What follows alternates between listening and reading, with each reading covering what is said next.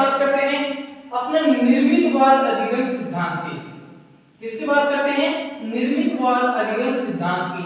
और जो निर्मितवाद अधिगम सिद्धांत है, इस सिद्धांत के समर्थक कौन कौन है वो देखते हैं। तो जो निर्मितवाद अधिगम सिद्धांत है, इसके समर्थक कौन कौन है? जीन पियाजे है, जेस ब्रूनर है और वाइकोव्स्की। यानी इसका समर्थन कौन कौन करते हैं? जीन पियाजे और जेस ब्रूनर, वो कौन करता है? वाइकोव्स्की। अब देखते हैं ये निर्मितवाद शब्द क्या है और इसकी उत्पत्ति कहां से हुई है, ये देखते हैं कि जो अपना निर्मितवाद क्या है कि निर्मितवाद की उत्पत्ति संज्ञानात्मक मनोविज्ञान से हुई है। निर्मितवाद की उत्पत्ति हमसे ये हुई है, पूछे कि निर्मितवाद की उत्पत्ति कहां से हुई है, तो क्या बताएंगे कहां से हुई है? संज्ञानात्मक मनोविज्ञान से हुई है। नेक्स्ट, निर्मितवाद को संज्ञानात्मक मनोविज्ञान और सामाजिक मनोविज्ञान का एक परिणाम माना जाता है।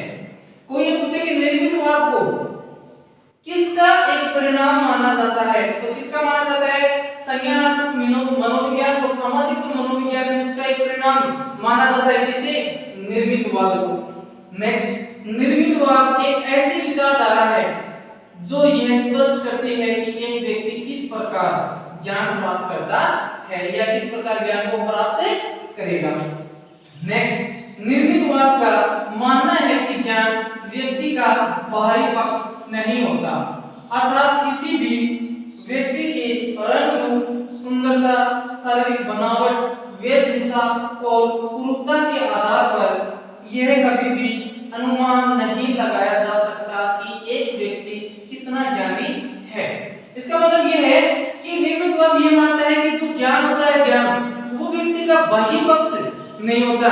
ये नहीं कि हम किसी व्यक्ति के ड्रेस कोड, उसके रंग रूप, चाल चलन, उसकी वेशभूषा यानी उसकी पूर्वता के आधार पर हम ये नहीं कह सकते कि ये व्यक्ति कितना ज्ञानी है या अज्ञानी है। नेक्स्ट, निर्मितवाद का मानना है कि ज्ञान तो व्यक्ति का क्या है? आंतरिक पक्ष होता है, अर्थात प्रत्येक व्यक्ति मन ही मन में ज्ञान को प्राप्त करता है और ज्ञान का संचय करता है और ज्ञान का क्या करता है? विस्तार करता है। यानी कि निर्मितवाद के अनुसार ज्ञान क्या होता है? बाह्य नहीं होकर क्या होता है? आंतरिक होता है, जिसमें व्यक्ति मन ही मन में क्या करता है? ज्ञान का विस्तार, संचय और ज्ञान का क्या करता है? निर्माण करता है, ज्ञान को प्राप्त करता है। नेक्स्ट, आगे हम बात निर्मितवाद की कर रहे थे। तो निर्मितवाद बाहर केंद्रित होता है। निर्मितवाद क्या होता है? बाहर केंद्रित होता है, अर्थात इसमें बालक अपनी योग्यता, क्षमता, रुचि और व्यक्तिगत विविधताओं के आधार पर सीखता है। क्योंकि सभी बालक क्या करते हैं? एक समान नहीं सीख सकते, सीखने के लिए एक समान नहीं होते, क्योंकि उनमें क्या पाई जाती है? व्यक्तिगत विविधताएं पाई जाती है, सबकी अलग अलग योग्यता, क्षमता और रुचि होती है। नोट, बाल केंद्रित शिक्षा का सर्वप्रथम समर्थन जॉन डेवी ने, किसने? जॉन डेवी ने अपने विचारधारा प्रयोजनवाद के माध्यम से किया। यानी कि बाल केंद्रित शिक्षा का सर्वप्रथम समर्थन दिया तो किसने दिया? जॉन डेवी ने। नेक्स्ट, इसके समर्थक कौन कौन है? बाल केंद्रित जो शिक्षा है इसके समर्थक कौन कौन है? Kilpatrick, Froebel, Caldwell Cook, Sigmund Freud और मैडम मोंटेसरी आदि सभी को बाल केंद्रित शिक्षा का समर्थक माना जाता है, क्योंकि इन सभी ने भी क्या किया? बाल केंद्रित शिक्षा का क्या किया? समर्थन किया है, इसके ऊपर क्या किया है? जोर दिया है। नेक्स्ट, स्वतंत्र शिशु शिक्षा की अवधारणा का प्रतिपादक सिगमंड फ्राइड को माना जाता है। कोई हमसे पूछे कि स्वतंत्र शिशु शिक्षा की अवधारणा का प्रतिपादक किसे माना जाता है, तो किसे माना जाता है? सिगमंड फ्राइड को माना जाता है। नेक्स्ट, अपना जो एलकेजी और यूकेजी जो अपने इंग्लिश मीडियम में देखते हैं, एलकेजी और यूकेजी होता है, वो एक किंडरगार्टन विधि की होती है। जो एलकेजी यूकेजी जो कक्षाएं होती है वो क्या होती है? किसके अंतर्गत आती है? अपनी किंडरगार्टन विधि के अंतर्गत आती है। नेक्स्ट, निर्मितवाद में बालक के पूर्व ज्ञान व पूर्व अनुभव को महत्व दिया जाता है और उसी के आधार पर बालक जीवन में नए ज्ञान को प्राप्त करता चला जाता है। नेक्स्ट, निर्मितवाद अधिगम को विश्व की एक व्यक्तिगत विवेचन मानता है। नेक्स्ट, आगे देखते हैं, हम बात निर्मितवाद की कर रहे थे। नेक्स्ट आगे देखते हैं कि निर्मितवाद के अनुसार अधिगम क्या होता है, क्रिया से क्या सक्रिय होता है। नेक्स्ट, निर्मितवाद में बालक को छोटे छोटे समूह में बांटा जाता है, यानी तो अधिगम करता होते हैं उनको कक्षा में क्या किया जाता है, छोटे छोटे समूहों में बांटा जाता है। नेक्स्ट, ये समूह की संख्या कितनी है, 5 से 7, 5 या 7 बालकों का क्या किया जाता है, समूह बनाया जाता है। और बालक फिर उन्हें कोई समस्या दी जाती है और फिर बालकों को क्या किया जाता है, समूह के अंदर एक समस्या दी जाती है और बालक स्वयं कार्य करके अपनी समस्याओं का समाधान करते हैं। नेक्स्ट, निर्मितवाद में बालक स्वयं कार्य करके ज्ञान को प्राप्त करते हैं, अतः सीखा हुआ ज्ञान क्या होता है, स्थायी होता है। नेक्स्ट, निर्मितवाद में अध्यापक की भूमिका सरलीकरणकर्ता की होती है, जिसका उद्देश्य बालक को ऐसे अवसर प्रदान करना है जिसमें कि बालक कम समय में अधिक से अधिक ज्ञान प्राप्त कर सके। नेक्स्ट, और लास्ट देखते हैं कि निर्मितवाद अधिगम का सही क्रम क्या होता है, सही और क्रम क्या होता है। इसका अपना जो निर्मितवाद अधिगम है इसका सही क्रम क्या होता है, सबसे पहले एनिमेशन का कार्य किया जाता है, फिर उसकी व्याख्या की जाती है, फिर उसके ऊपर विवेचन किया जाता है और अंत में उसका क्या कर दिया जाता है, मूल्यांकन कर दिया जाता है। नेक्स्ट हमने ये देखा कि निर्मितवाद क्या होता है, इसके समर्थक कौन कौन है। अब हम देखते हैं कि जीन पियाजे का निर्मितवाद अधिगम सिद्धांत। क्या देख रहे हैं कि जीन पियाजे का निर्मितवाद अधिगम सिद्धांत, और इस सिद्धांत को अन्य नामों से भी जाना जाता है। अन्य इसके नाम से कृतिवादी अधिगम सिद्धांत या संज्ञानात्मक प्रक्रिया सिद्धांत। नेक्स्ट बात में कि विकासात्मक व संज्ञानात्मक मनोविज्ञान के जनक माना जाता है। आपसे कोई पूछे क्या कि विकासात्मक व संज्ञानात्मक मनोविज्ञान के जनक माना जाता है किसे, जीन पियाजे को। नेक्स्ट, जीन पियाजे ने एक रचना की पुस्तक लिखी, उस पुस्तक का नाम क्या है, हमसे कोई पूछे कि जीन पियाजे द्वारा रचित पुस्तक का नाम है क्या, तो क्या है, the language thought of the child. या हमसे कोई ये पूछ ले कि the language thought of the child पुस्तक के लेखक कौन है, तो कौन है, जीन पियाजे।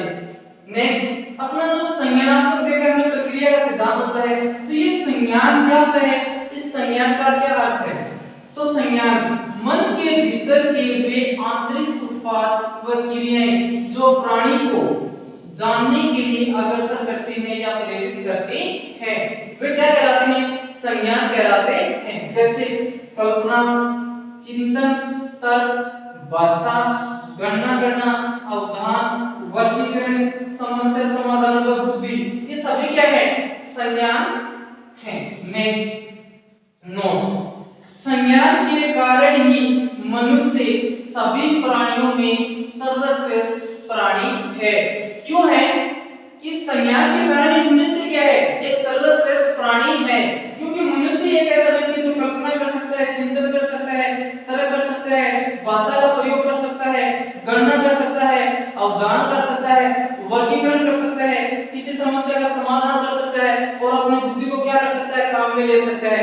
ये काम गाय भैंस लोग थोड़ी ना कर सकते हैं, है तो वो भी प्राणी, लेकिन उनमें क्या नहीं होती, संज्ञान की प्रक्रिया नहीं होती है। इसीलिए सभी प्राणियों में से एक मनुष्य एक ऐसा प्राणी है जो कि क्या है, सर्वश्रेष्ठ है। क्यों, क्योंकि वह ये सभी के सभी कार्य कर सकता है। नेक्स्ट, संज्ञान की कुछ प्रवृत्तियां जन्मजात होती हैं और कुछ को क्या किया जाता है, जीवन काल में अर्जित किया जाता है।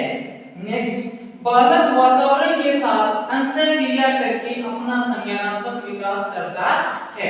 एक बालक का संज्ञानात्मक विकास कैसे होता है कि वातावरण के साथ अंतःक्रिया करने से बालक का क्या होता है कि संज्ञानात्मक विकास होता है।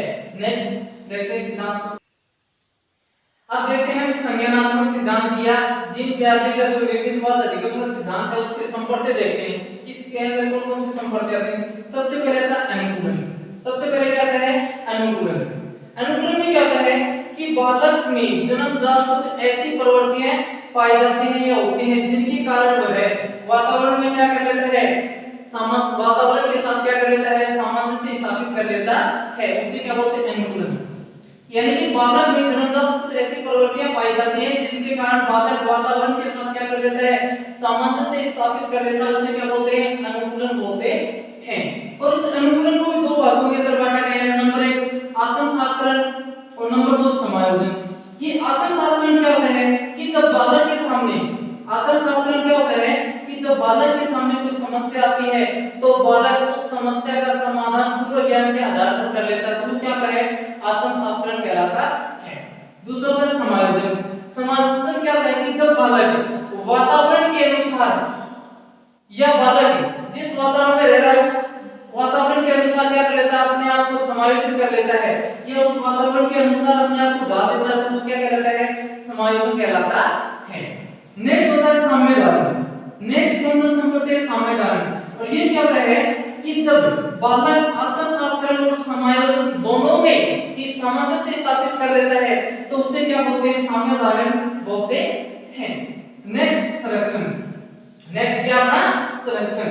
बालक जब वातावरण में स्थिरता और परिवर्तनशीलता के ज्ञान को क्या कर लेता है, प्राप्त कर लेता है, तो उसे क्या बोलते हैं, संरक्षण बोलते हैं।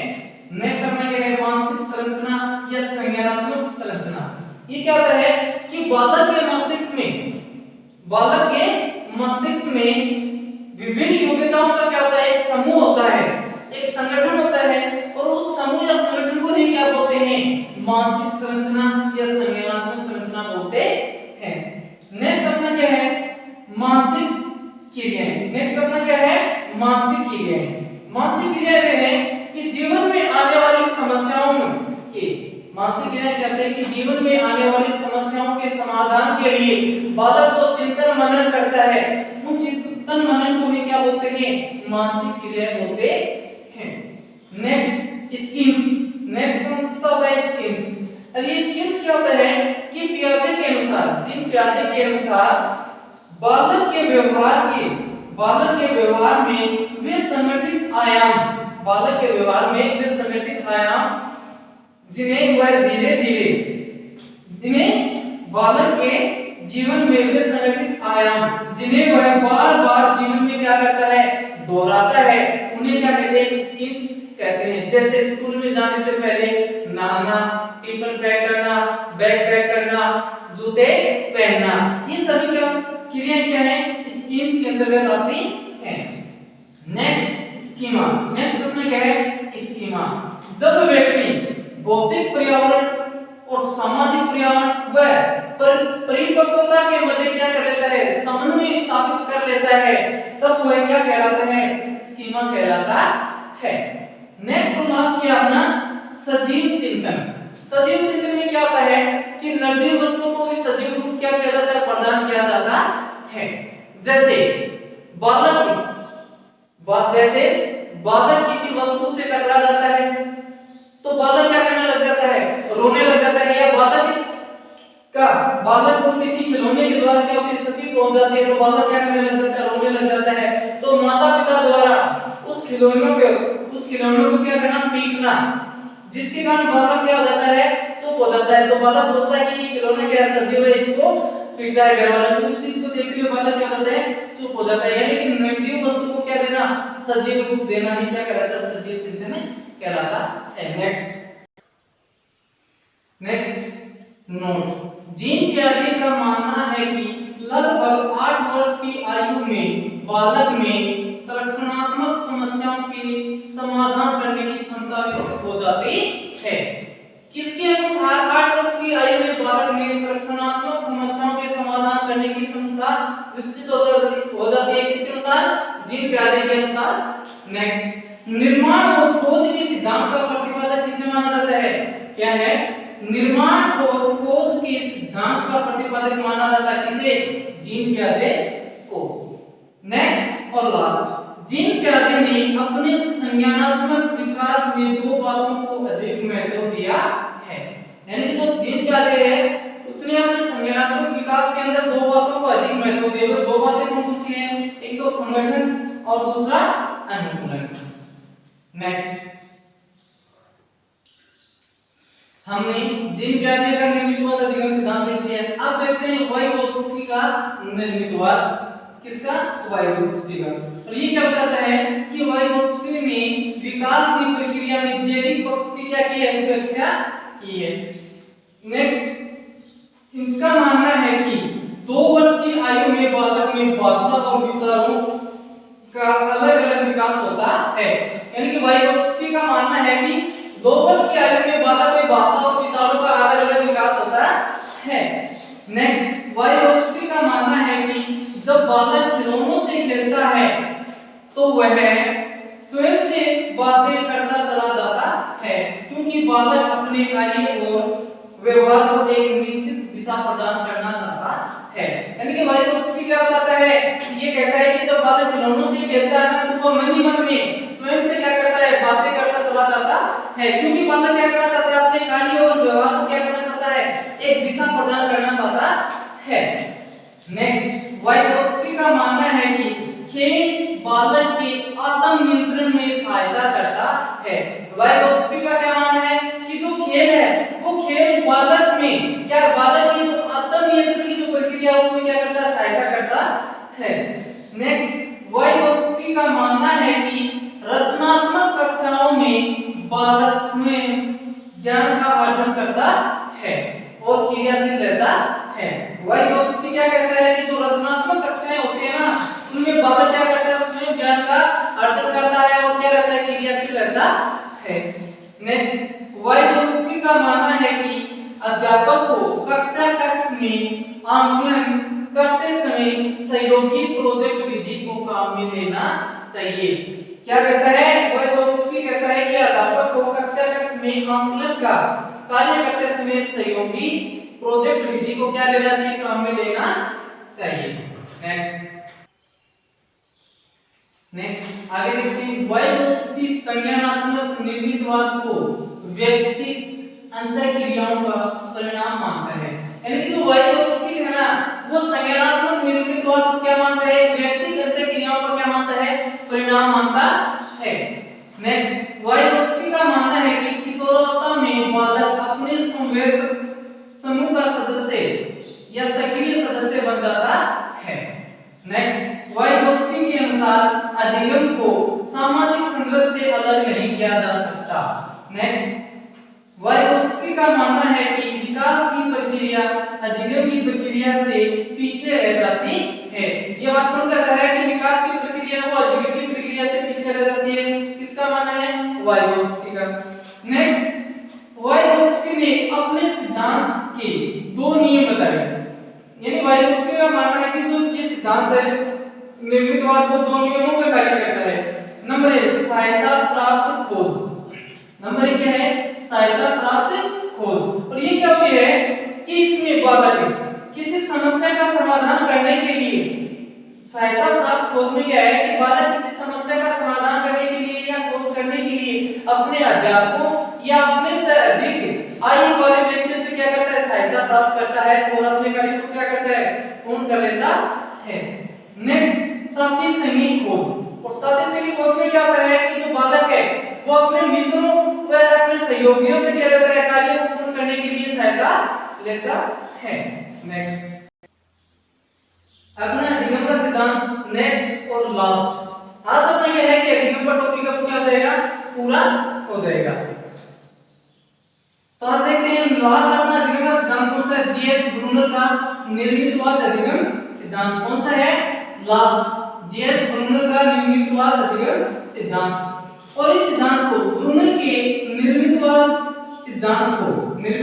को संरचनात्मक निर्मितवाद के नाम से भी जाना जाता है। यानी जो जेएस ब्रूनर का जो निर्मितवाद अधिगम सिद्धांत है इसे संरचनात्मक निर्मितवाद के नाम से भी जाना जाता है। और इसे 3 अवस्थाओं में बांटा गया है। जो जेएस ब्रूनर का निर्मितवाद अधिगम सिद्धांत है इसको 3 अवस्थाओं के अंदर बांटा गया है। नंबर 1 विधि निर्माण अवस्था, क्या है, विधि निर्माण अवस्था। और इसका कार्यकाल जन्म से 3 वर्ष तक। और ये होती क्या है कि इसमें बालक है वो क्या करता है, इसमें बालक है वो किसी विषय वस्तु को बालक क्या करता है, अशाब्दिक गतिविधियों या क्रियाकलापों के माध्यम से क्या करता है, अधिगम को प्राप्त करता है। विधि निर्माण अवस्था में क्या करता है बालक, अशाब्दिक गतिविधियों व क्रियाकलापों के माध्यम से क्या करता है, अधिगम को प्राप्त करता है। जैसे उठना, बैठना, चलना, दौड़ना, साइकिल चलाना। और इसका काल क्या था, जन्म से 3 वर्ष। नेक्स्ट मूर्त अवस्था, मूर्त अवस्था। इसका कार्यकाल क्या है 3 वर्ष से 12 वर्ष तक। और जो मूर्त अवस्था है इसको बाल्यावस्था के साथ जोड़ा जाता है। जो मूर्त अवस्था इसको किसके साथ जोड़ा जाता है, बाल्यावस्था के साथ जोड़ा जाता है। और बालक क्या करता है, इस अवस्था के अंदर बालक क्या करता है कि किसी विषय वस्तु को प्रत्यक्ष रूप से देखकर क्या करता है, ज्ञान को प्राप्त करता है। नेक्स्ट प्रतीकात्मक अवस्था। नेक्स्ट और लास्ट क्या है, प्रतीकात्मक अवस्था। इसका काल क्या है 12 वर्ष से 16 वर्ष तक। और इसमें क्या पाया जाता है, इसमें अमूर्त चिंतन पाया जाता है। इसमें क्या पाया जाता है, अमूर्त चिंतन पाया जाता है। और इस अवस्था को किशोरावस्था के साथ जोड़ा जाता है। और यहाँ पे आज क्या है कि अपना जो अधिगम का टॉपिक है वो पूरा होता है। नेक्स्ट वीडियो में देखते हैं।